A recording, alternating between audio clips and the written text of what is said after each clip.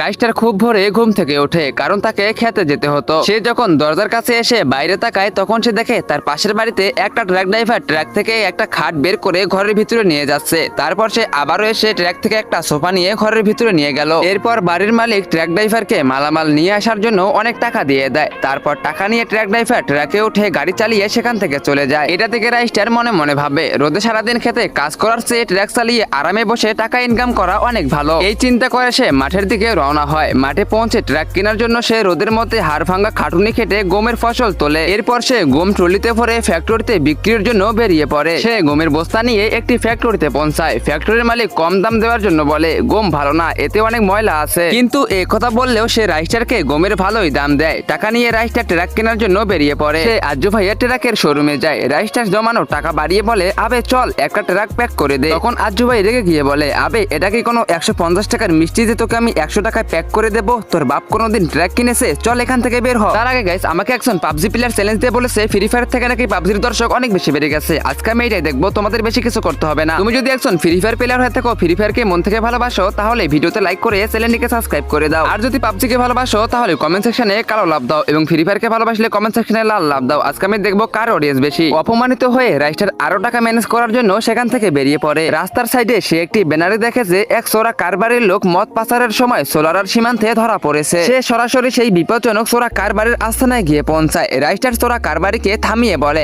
আমার অনেক টাকার প্রয়োজন, আপনি আমাকে টাকা দিন, এর বিনিময়ে আমি আপনার মদ পাচার করে সোলারা শহর পর্যন্ত পৌঁছে দেব। এরপর চোরা কারবারি তাকে মদ ভর্তি টেম্পুটা দিয়ে দেয়। রাইস্টার টেম্পুতে বসার আগে মদের বোতলগুলোর উপরে গম ঢেলে দেয়, যাতে মদের বোতলগুলো পুরোপুরি ঢাকা পড়ে যায়। এরপর সে টেম্পু নিয়ে রওনা হয়। পথে এক পুলিশ তাকে থামায়। পুলিশ টেম্পুর টোলের কাছে গিয়ে শুধু গমই দেখতে পায়, নিচে লুকিয়ে থাকা মদের বোতলগুলো তার চোখে পড়ে না। পুলিশ তাকে যাওয়ার অনুমতি দেয়। রাইস্টার সীমান্ত পার হয়ে সোলারা শহরে ঢুকে পড়ে। সেখানে পৌঁছে সে গুন্ডাকে গিয়ে কোড জানায় রাইস্টার মদের 10 পেটি। এই কথা শুনতেই গুন্ডা তাকে মদের পুরো টাকা দিয়ে দেয়। টাকা পেয়ে রাইস্টার সেখান থেকে চলে যায় এবং শেষ পর্যন্ত সে সফলভাবে একটি ট্রাক কিনে সেটি চালাতে শুরু করে। রাইস্টার যখন ট্রাক চালাচ্ছিল, তখনই হাসপাতাল থেকে তার কাছে একটা ফোন আসে, তাড়াতাড়ি হাসপাতালে চলে আসুন, আপনার জ্ঞান ভাইয়ের অ্যাক্সিডেন্ট হয়েছে। এই কথা শুনতেই রাইস্টার ভয় পেয়ে যায় এবং পূর্ণ গতিতে ট্রাক চালিয়ে হাসপাতালে পৌঁছায়। ডাক্তার জানায় ওর অপারেশন করতে হবে, কিন্তু তার জন্য 5 লাখ টাকা লাগবে। রাইস্টার তৎক্ষণাৎ বাইরে বেরিয়ে আসে এবং তার ট্রাকটি নিয়ে একটি দোকানের দিকে রওনা হয়। সেই ট্রাক যা ছিল তার কঠোর পরিশ্রমের প্রতীক এবং তার জীবিকার একমাত্র